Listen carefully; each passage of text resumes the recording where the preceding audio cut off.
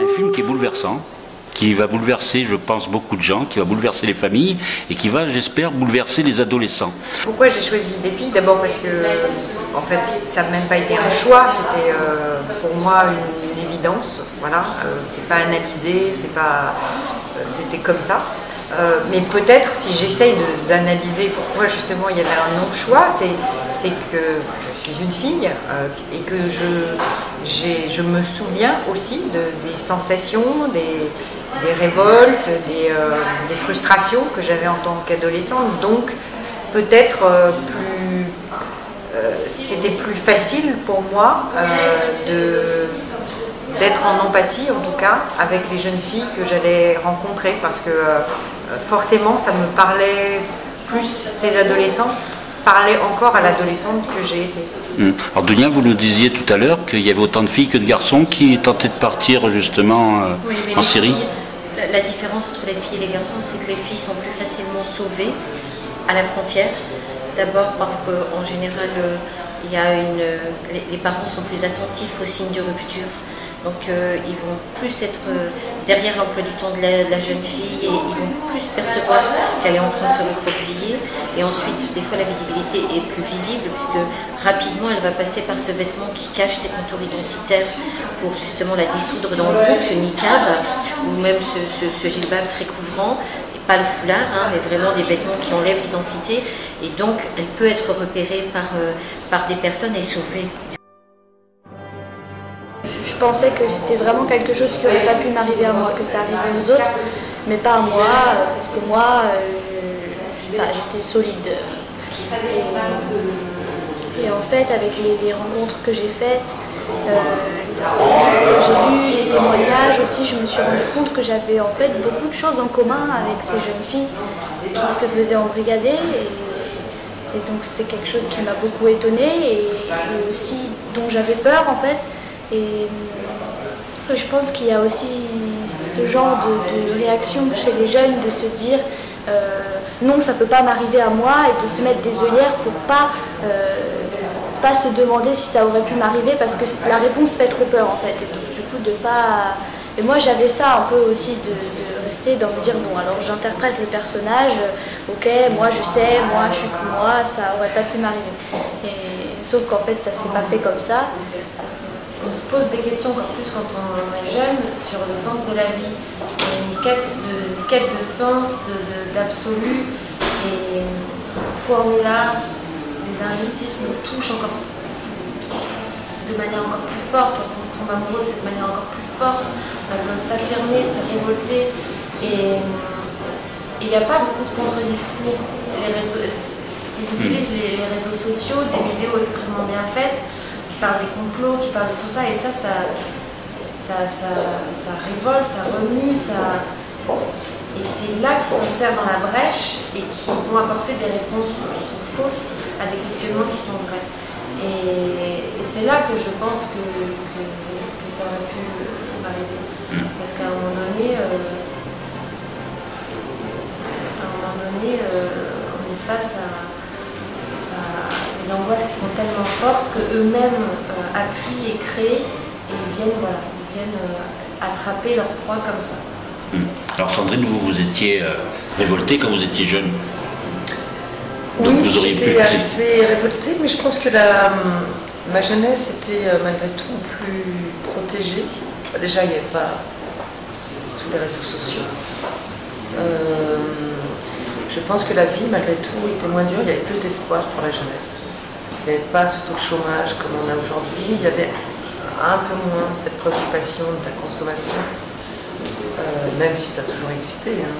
Mais je pense qu'effectivement, j'ai eu plus de chance. Mais malgré ça, je croyais je vais répondre comme elle, c'est-à-dire que cette quête de monde meilleur, je crois qu'on l'a tous, même à l'âge que j'ai aujourd'hui. J'ai cette quête-là, constante. Après, la maturité fait que, effectivement, au jour d'aujourd'hui, je ne me ferais pas embrigader, mais bien que, parce qu'on parle de Daesh, on parlait de sectes, il y a plein d'adultes qui sont fait attraper dans le, comment ça s'appelait là, le temple du soleil, des choses comme ça. Donc, c'est un besoin de rechercher l'absolu. C'est ça, je pense que l'humain a besoin de rechercher l'absolu et il est manipulé. Il ne le sait pas jusqu'au jour où on découvre les choses. Et je pense que voilà, c'est un cercle vicieux parce que c'est le monde qui est comme ça et je pense que malheureusement ça ne va pas s'arranger.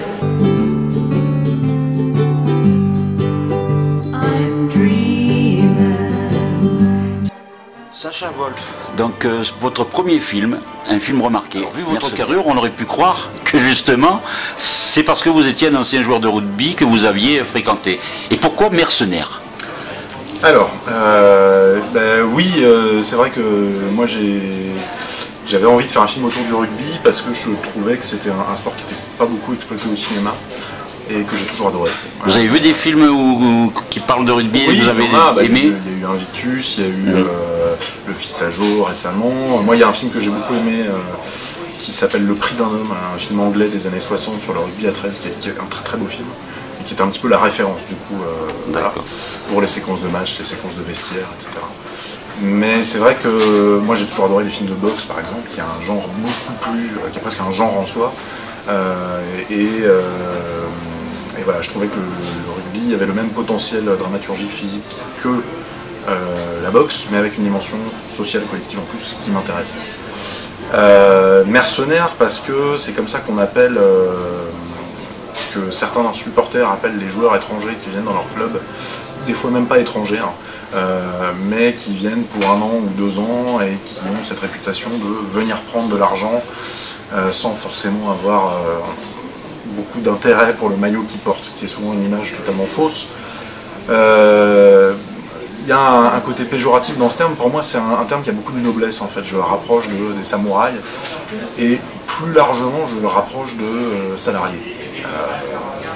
Mercenaire à l'origine ça veut dire salarié et on est tous, je pense, quelque part à partir du moment où on travaille des mercenaires.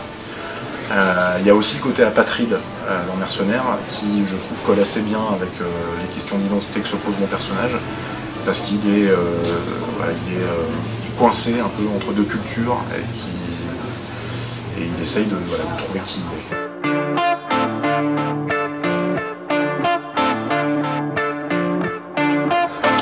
Nous venons donc de voir votre nouveau film Chouf. Nous l'avions raté à Cannes et après les échos qu'il y avait eu sur La Croisette, on le regrettait. Ce film-là clôture cette trilogie. Exactement. Cette trilogie marseillaise, on peut dire. Exactement. Ce qui ne veut pas dire que je ne ferai plus de films à Marseille, mais ça veut dire que c'est un volet. Il y a des acteurs de Bye Bye qui jouent il y a la mère de Marteau, justement, qui jouait la mère dans Bye Bye. Il y a le petit Tony Fourman, le grand Tony Fourman, qui jouait dans Ramsa et qui joue dans Chouf. Donc cette trilogie a pour thème la jeunesse sacrifiée, la jeunesse laissée pour compte. Et il se trouve que ça se passe à Marseille, ça aurait pu se passer à Strasbourg, à Lille ou à Paris. Voilà, c'est Marseille. C'est Marseille parce que quitte à tourner un film, autant être au soleil. Je préfère être à Marseille et je vis à Marseille d'ailleurs. Le film est engagé, il y a un vrai discours social, un vrai point de vue. Il pose plus de questions qu'il n'a pas de réponse, mais c'est aussi du cinéma en fait. C'est ça qui pose. Même ce qu'il a fait avec tous les acteurs du film, enfin les acteurs non professionnels, parce qu'on parle de ça, mais il les a quand même amenés vers des personnages, vers des rôles. Ouais. Ouais, je suis entièrement d'accord.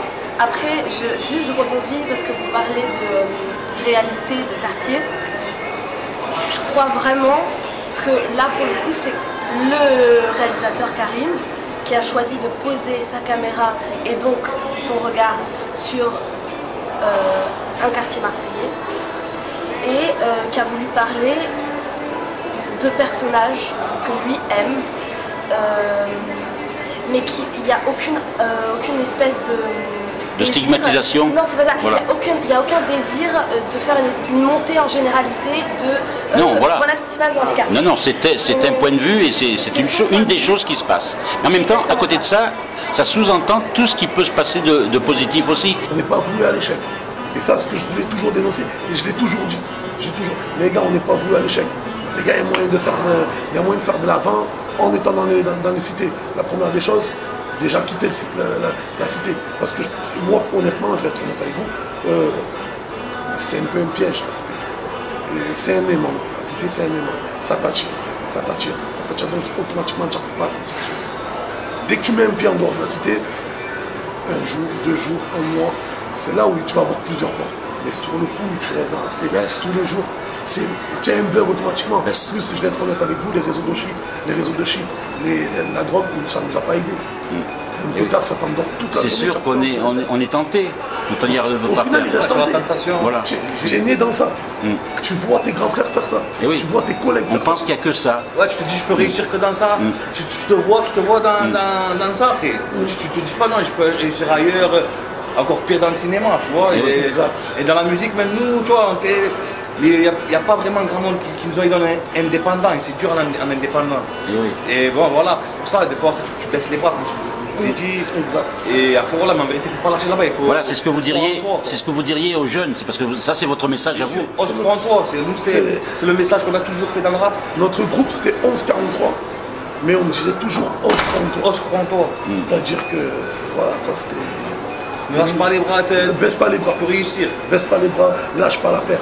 Si toi qui m'écoutes, t'es jeune, t'as un minimum envie de réussir, t'es ambitieux, lâche pas l'affaire, crois-y, tu verras que tu vas foncer et que ça va marcher.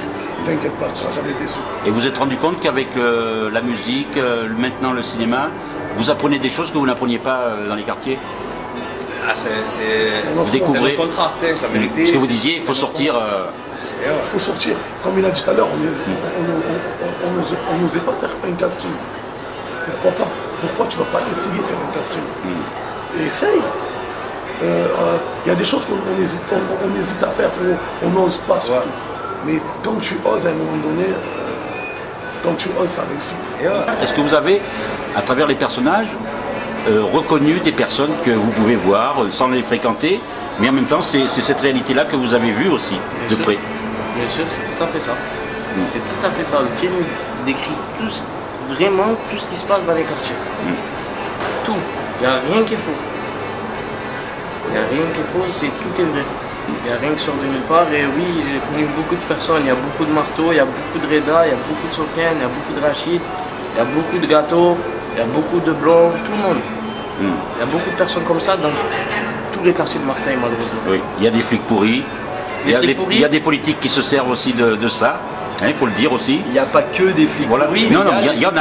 Il y en a.